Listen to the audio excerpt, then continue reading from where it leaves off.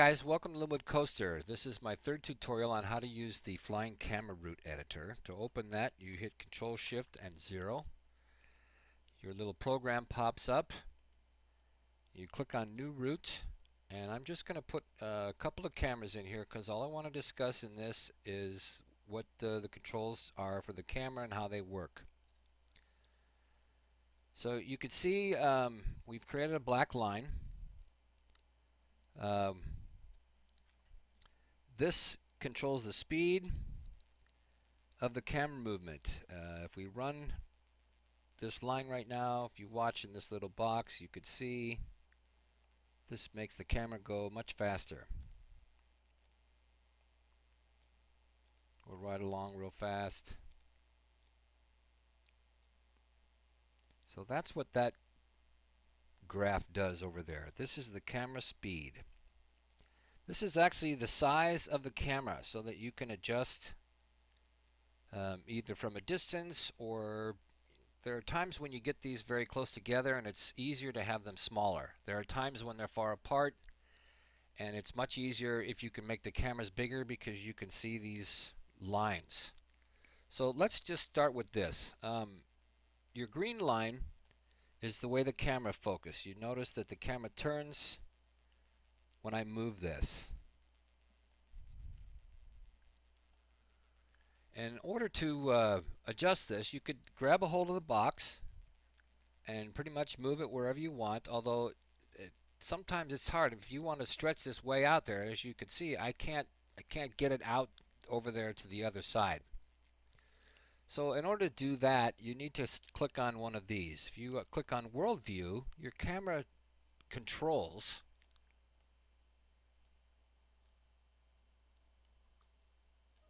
the green, the blue, the red. They're all now going to be based on this grid. So when you're on World Control,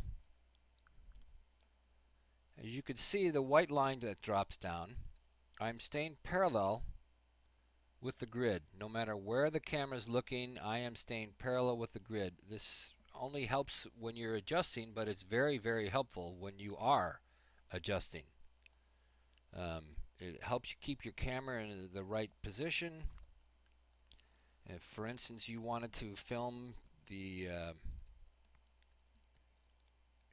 want to film right from the middle of your path, it's real easy to do that when you're on World View, because all of these controls will keep you in the same place, in a sense. You'll stay right in the middle, right in the center of the line all the time.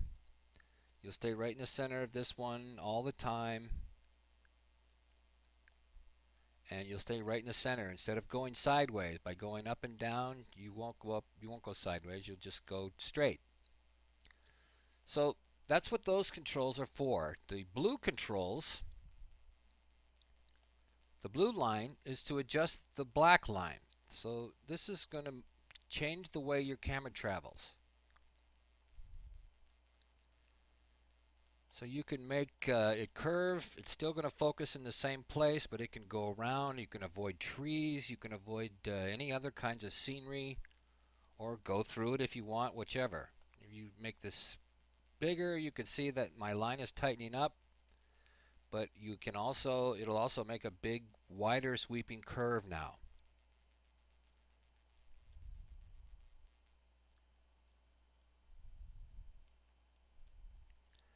This will make the camera, go up and down. Now we're going to go underground, and now it's going to jump up in the air. So a lot of times I turn the grid on again because it gives you a reference point to see, and you can watch then as you're adjusting where this the black line is in relationship to everything else.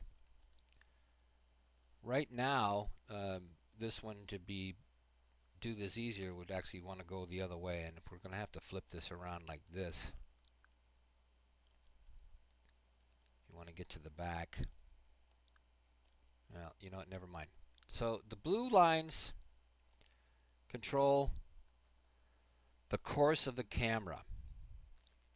The green lines control where you're focused. Obviously, the camera is the camera. That's where you're going to be looking from. So the red back and forth, up and down, side to side. When you're on local, everything shifts. All your adjustments now are based on what direction the camera is facing. As you can see, we're no longer staying parallel to the square grid line. We're perpendicular to the camera angle. A lot of times that's really comes in handy when you're adjusting where you want your camera to be and how fast it's going to turn, but I'm going to have to get into that in another video. So this line makes the cameras and the controls bigger and smaller. This graph adjusts the speed of your route.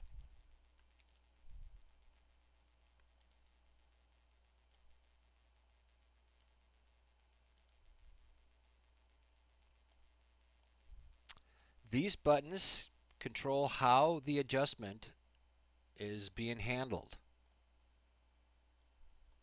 And once again, you can grab them like this and pretty much put them anywhere you want, except you can't bring them out as far as you might like.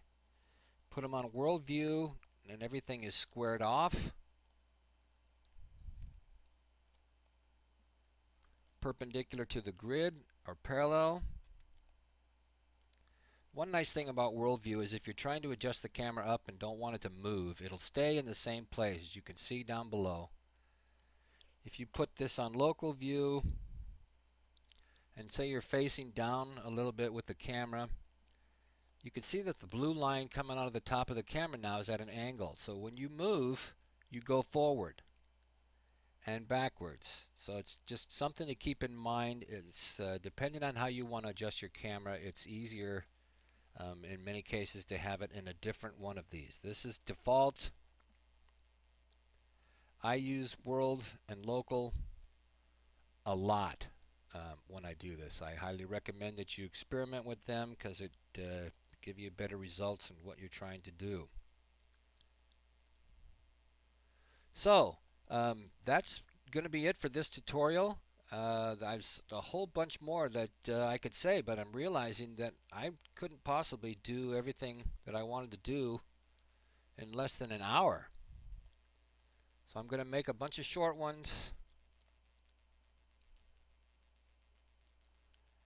that just give you little bits and pieces. If you have any questions about anything specific, feel free to use the comment line and ask me. I will be happy to answer any questions that you might have. Please hit the like button, leave a comment no matter what. And if you like this game, please subscribe to LynwoodCoaster. I have a lot more to offer, and perhaps when you come back again, you will enjoy yourself even more. So thanks for watching, and we'll see you in the next tutorial.